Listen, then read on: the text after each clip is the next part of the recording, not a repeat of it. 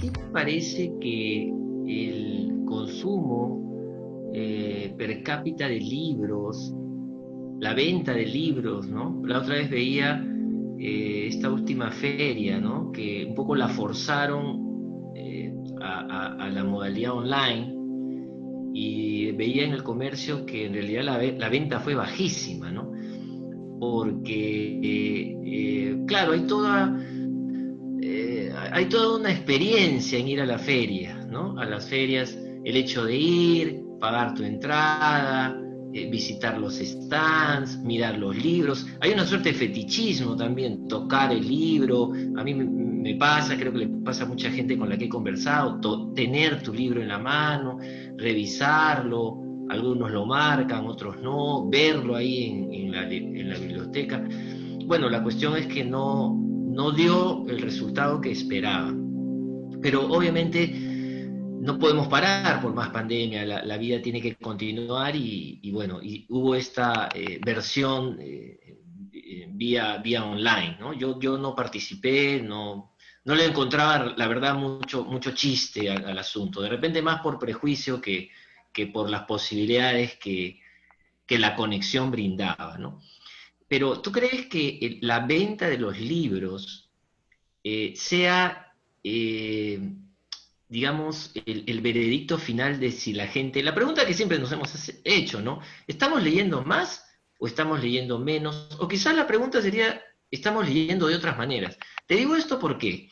Porque yo soy un convencido, creo que alguna vez lo conversamos, de que la lectura es una actividad humana según Vargas Llosa, un placer superior, ¿no? Un entretenimiento superior, porque hay otras formas de entretenerse válidas también. Pero la lectura requiere, por ejemplo, algunas condiciones.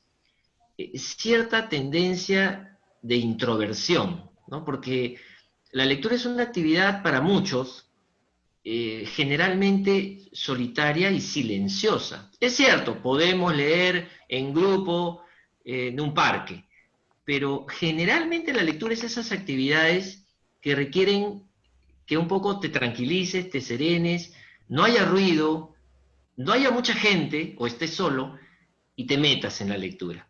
Te metas en la historia, imagines, la pienses, hagas saltos, te rías, regreses porque no entendiste, regreses porque empiezas a entender. Pero en estos tiempos tú has hablado mucho, has hablado hace un momento de la liquidez que hablan los sociólogos, los filósofos de esta sociedad apurada, rápida, estresante, competitiva, mercantilista, etcétera.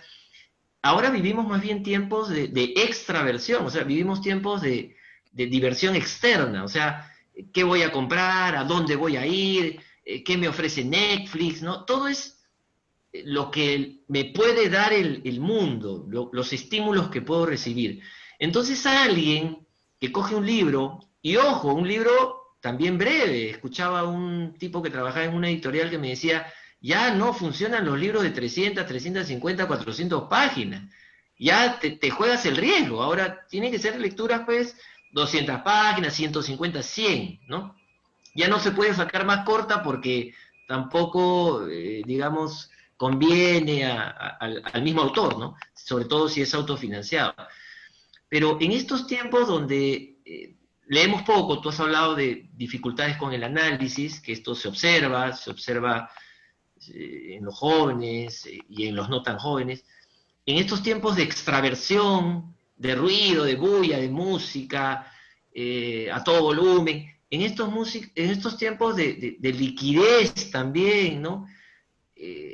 Donde todo pasa, la noticia de hoy ya mañana es pasado, y hasta qué punto estamos leyendo, crees tú, ¿no? Porque se requiere soledad, aislamiento, Claro. imaginación, placer, introversión, o de repente estoy haciendo un diagnóstico de un lector que ya fue, ya no es el único lector, ¿no? Hay gente que me dice, pero ahora los muchachos leen en la tablet, y leen en la cafetería, y leen con los audífonos, escuchando una música de Maluma.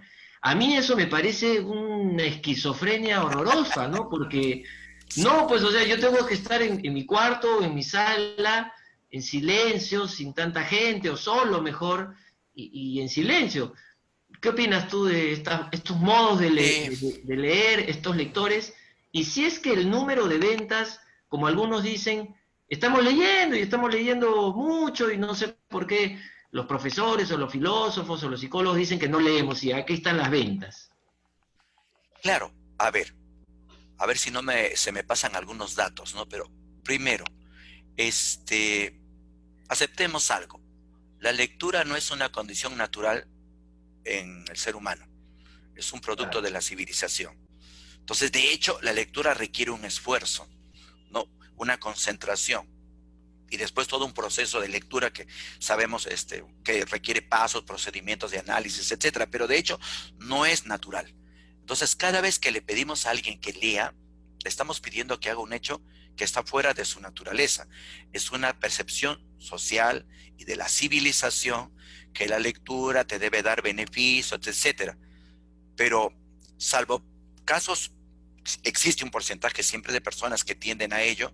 En general, es muy complicado acusar a la naturaleza humana en general que no le guste la lectura. A eso se le tiene que acostumbrar. Y cuando te acostumbras, por una cuestión de educación, etcétera, probablemente algunos le encuentren esa riqueza a la lectura. Uno. ¿Ya? Así que por eso es que también los educadores, los padres, la sociedad tendría que buscar un mecanismo en el cual persuada al joven, al que se inicia, persuada de la riqueza que puede tener esta función que requiere cierto esfuerzo, pero que le va a dar una serie de beneficios. Eso es lo primero, ¿no? Entonces, habría que entenderlo. Otra es que también suponer de que la lectura implica, creo que ahí, no sé si lo llegaste a decir, pero para muchos cada vez que me hablan de lectura, siento que me están hablando de literatura, de novela. Me dice, yo he leído tal novela, yo sí leo. Entonces le digo, y hay fulanito que en su casa no hay ningún libro, no sabe ni quién es García Márquez. Entonces también ahí me sale la de profesor.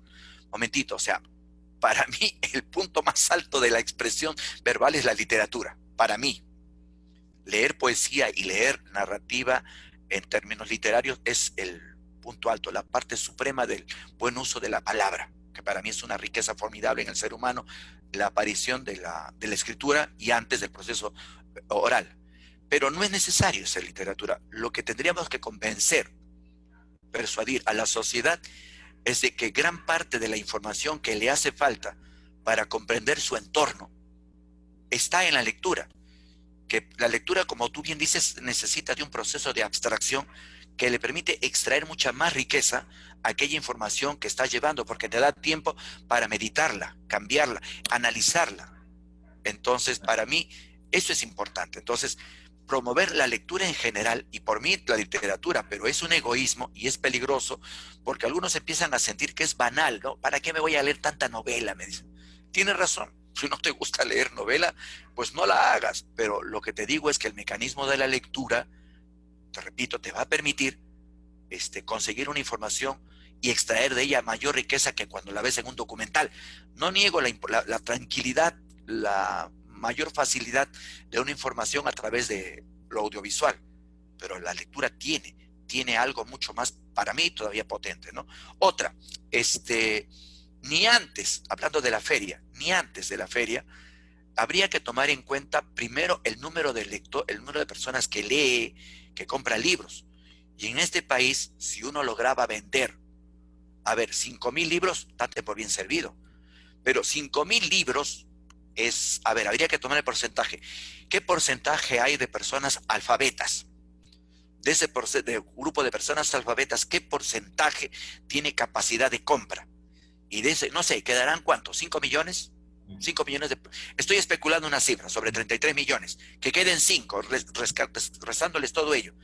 Si una persona vende 5,000 libros, que es un exitazo en Perú, sobre un mercado o un grupo de 5 millones, sigue siendo muy pobre. Y es que realmente en el país la gente lee muy poco.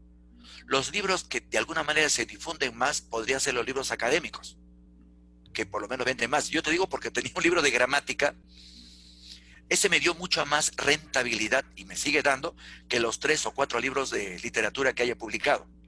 Los de literatura me dan tranquilidad, alegría, cierto prestigio, pero ganancia, la verdad es que lo que viene se va rápidamente celebrando el haber cobrado un pequeño bono.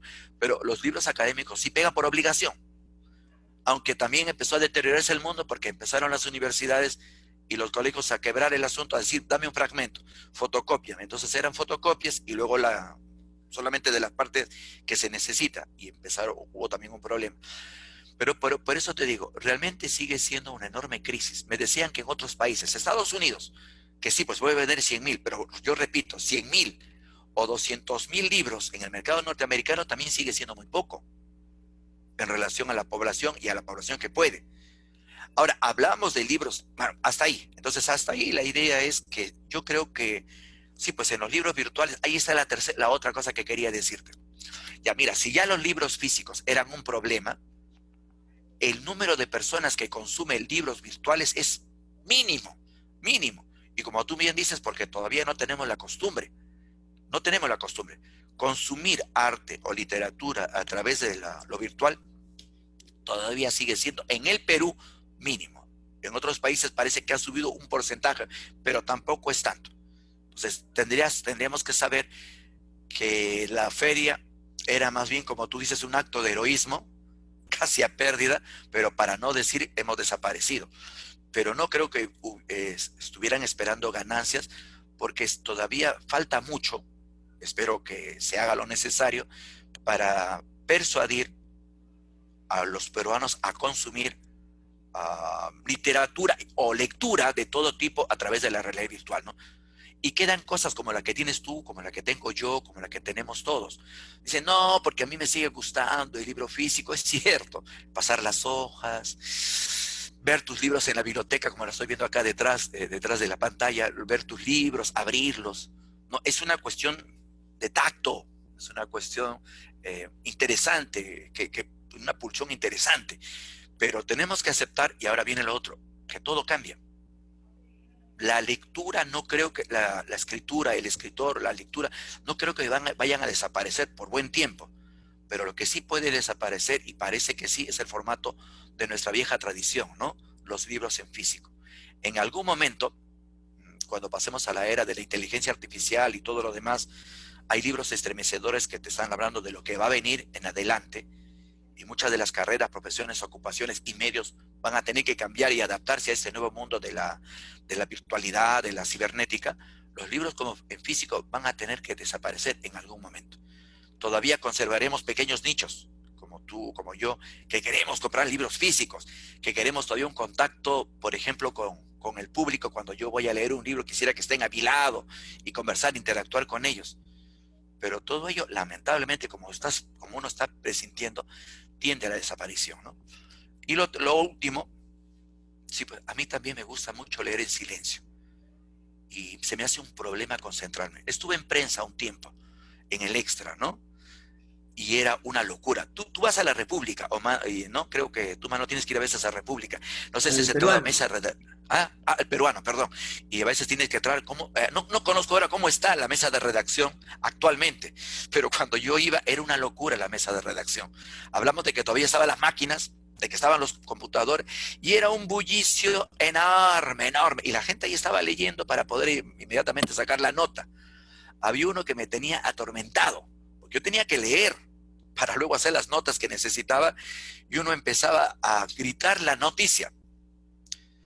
Grave problema en tal sitio, y lo leía, y te tenía atormentado, pero él le daba musicalidad y escribía muy bien, pero lo iba gritando para ir ordenando sus ideas.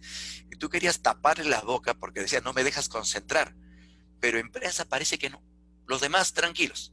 Iban cada uno con su rollo en medio de ese griterío. O sea, probablemente, estoy hablando de una experiencia singular en prensa, pero es cierto que los chicos de hoy tienen otro tipo de habilidades, podríamos llamarle, para leer primero en formatos mínimos. Están leyendo cosas por teléfono, cosa que uno se muere y se desespera leyendo Claro. por el celular. Están escribiendo cosas muy cortas y están haciendo otro tipo de lectura. Yo sí creo que no funciona.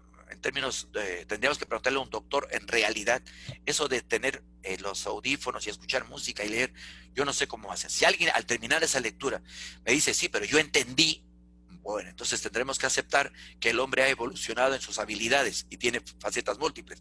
A mí sí me parece una locura, pero no la puedo negar. El mundo que viene es un mundo diferente, donde las condiciones inclusive de captar mensajes parece que están evolucionando. Espero que estén evolucionando y no espero que se estén estancando, y ojalá que no se estén estancando. Pero eso es lo que te quería comentar. Hay un cambio general que aquí no se ha sentido porque Perú y varios países todavía no entramos a la virtualidad como están haciendo los otros países, pero pareciera que lo vamos a tener que hacer, ¿no? Mientras escuchaba, pensaba que el- estas cifras en rojo que ha arrojado la última versión online de la feria, también habría que sumarle, bueno, el golpe, ¿no? El golpe económico que el país viene padeciendo, ¿no? Creo que me había olvidado también de eso, ¿no?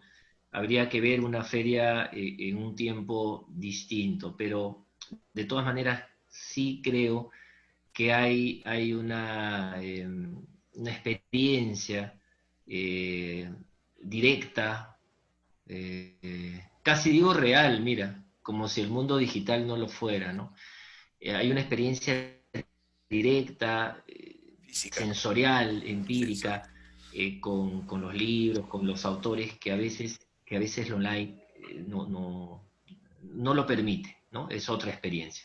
Alguna vez escuché a la señora Marta Hildebrand decir algo que me dejó pensando. Dijo, cultura la tiene el que lee lo que no tiene que leer. ¿A qué se refería? Que en este mundo muy práctico, y yo lo escuchaba en la universidad muchas veces, uno lee lo que tiene que leer. O sea, si yo soy abogado, tengo que leer de derecho. Ya sería el colmo que no lea. Si yo soy psicólogo, tengo que leer de psicología, pues, si no ya sería el colmo. Pero esta señora alguna vez dijo eso, ¿no? Y efectivamente, ¿no? En un mundo tan práctico, tan utilitarista, tan comercial, ¿no? Donde siempre tengo que obtener lo que busco, lo que quiero y al instante, leer una narrativa, o peor aún, ¿no? Una poesía, muchas personas podrían decir, bueno, ¿y qué gano, ¿no? En esta especie de filosofía mercantil, ¿yo qué gano, qué obtengo? ¿O por qué tengo que hacerlo? Y ahí creo que viene un poco quizás el trabajito de los que estamos en las aulas, ¿no? Yo te cuento una anécdota. Hace muy poco le decía a unos estudiantes de psicología, salió el tema de la lectura y de los textos, y bueno, yo considero que leer solo de psicología no es suficiente para acercarnos De siquiera a acuerdo. la complejidad humana. Entonces necesitamos urgentemente de otros campos, entiendas, de filosofía, literatura, antropología, neurociencias, etcétera. Y les ponía el ejemplo de la obra de nuestro compatriota Marco Avilés, ¿no? Él tiene una novela que, no es una novela, son crónicas que lleva un título bastante sugerente, De donde venimos los cholos. Y yo les decía a estos estudiantes, por ejemplo, tú lees esas crónicas que ha escrito él y te aproximas a la psicología social, te aproximas a temas como el racismo, te aproximas al tema de las costumbres, de la familia, de la vida en el campo, de la vida en los pueblos, ¿no? Entonces, creo que quizás son tiempos donde si antes era obvio que había que leer lo que se escribía y lo que se publicaba, quizás en estos tiempos de también una sobreabundancia de títulos, ¿no?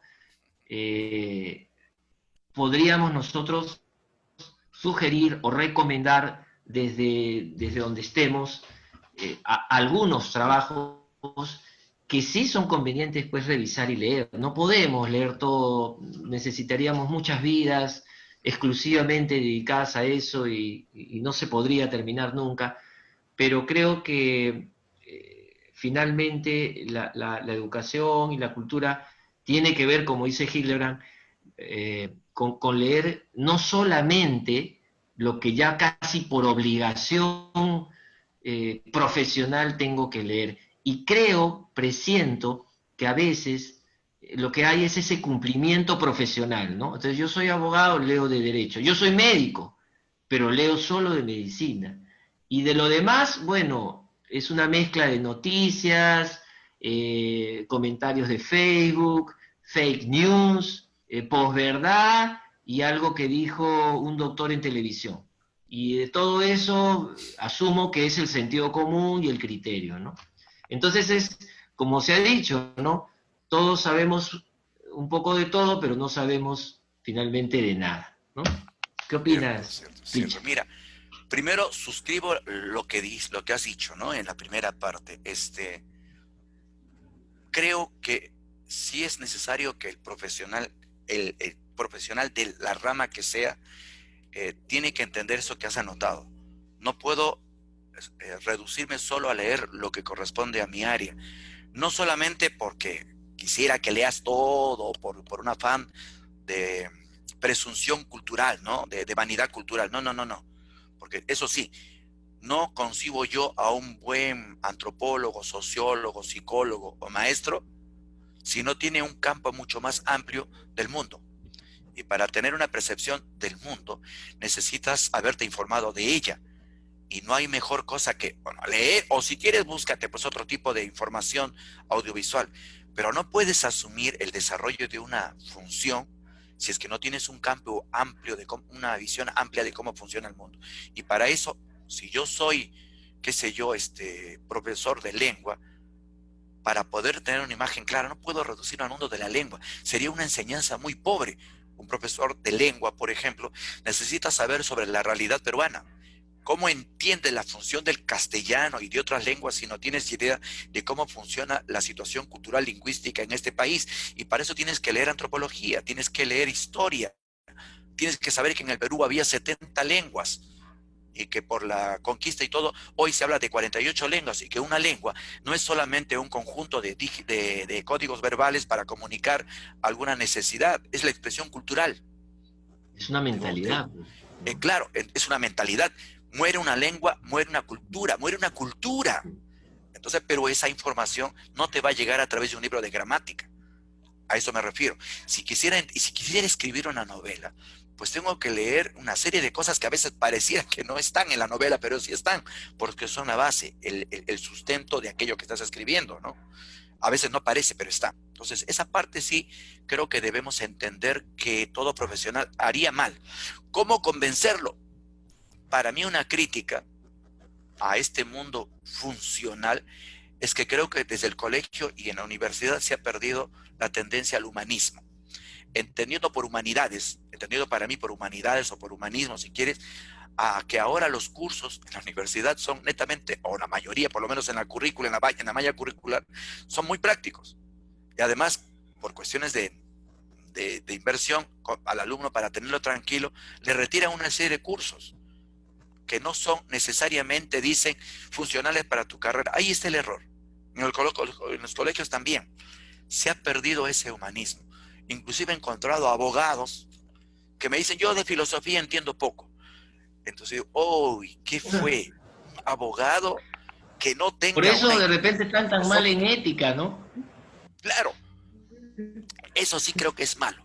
El chico, por eso digo, las universidades, en la mayoría, hay algunas que son heroicas, sin mencionar a ninguna, las universidades no son universidades, bajo el concepto que se entendía por universidad, se han vuelto en institutos, sin ánimo peyorativo sobre los institutos, más prácticos.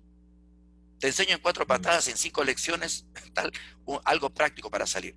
La universidad era lo universal, era que aquel que saliera de allí tuviese una visión mucho más amplia, muchas herramientas de análisis mental para poder asumir su carrera en un contexto donde pueda expandirla. Eso se ha perdido. Francamente, encuentro muy pocos chicos con esa intención, ¿no?, de ampliación. Y eso es porque no están leyendo como tú dices, están usando la lectura como un instrumento de capacitación técnica y nada más.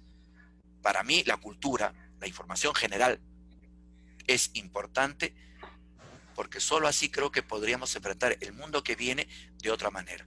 Y termino con esto, ¿no? Esta parte. Por eso digo, por eso tú tienes razón. Hoy por hoy, la red nos refleja, a mí me refleja, me apena de que todos se han vuelto, la palabra que se ha ahora vuelto despectiva, opinólogos. La red ha permitido que todos se comuniquen. Muy bien, pero la mayoría escribe, lanza las ideas sin un mínimo de reflexión. Y aunque le pida reflexionar, no tiene las herramientas que le permitan hacer un análisis de aquello que quiere afirmar. Pues no los tiene. Entonces hablas muy rápido de sociología, hablas muy rápido de economía, hablas muy rápido de todo con lo que se te viene a la lengua. Y a veces se molestan porque obviamente dices, no voy a hablar contigo porque no entiendo nada de lo que me has dicho. Pero él está buscando, como tú bien dices, la posverdad, la verdad que lo que le gusta, etcétera. Pero creo que lo que le falta, lo que no tiene y no se da cuenta es información para poder llegar al análisis de una afirmación que él tenga, que haya pasado por una serie de filtros, que son solo productos de lo que él maneje como herramienta guardada dentro de sí. No las tiene, no las tiene. Es atrevido para escribir, es atrevido para opinar.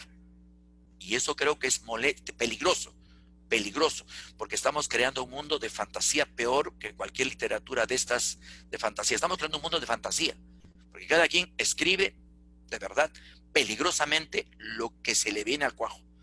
Y tiene público que lo entiende. Esto es lo peligroso del asunto, ¿no?